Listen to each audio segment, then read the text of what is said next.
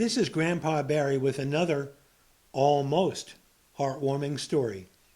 Today's story, Second Chance at Love.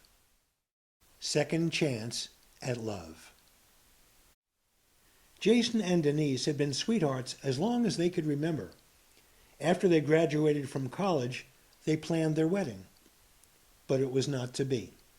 During their engagement, they both discovered that they just weren't ready to be married. But they still loved each other, and always would. As time went on, things changed. Jason took a job across the country and found a new love. Denise stayed in town, and she met someone else as well. They did wind up getting married, though not to each other. But the two sweethearts never lost contact completely. They would exchange Christmas cards, enclosing chatty newsletters about what their new families were up to. Jason and Denise began to grow old. They became grandparents, retired from their jobs, and lived the leisurely life of people who had done well. But then, tragedy struck. Jason's wife died of a stroke. And just a few days later, Denise's husband had a fatal heart attack. Not long after, Jason called Denise, and before long, they were chatting regularly. Much to their mutual surprise and delight, their old spark seemed to be coming back. Soon, Jason made plans to visit Denise.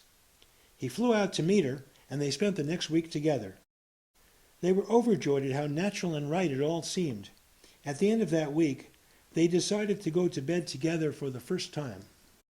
They entered their hotel room, excited like young newlyweds. Jason closed the door and turned to his longtime love and said, "I love you, Denise." And Denise answered, "I love you too, Jason. Let's go to bed." It all seemed perfect. Until Jason came out of the bathroom wearing a clown suit with a big, squeaky red nose, and then started peeing on her. Denise got the hell out of there as quickly as she could, and they never saw each other again. The moral of the story. If you're into some weird fetish, don't just spring it on your partner. Work it in gradually.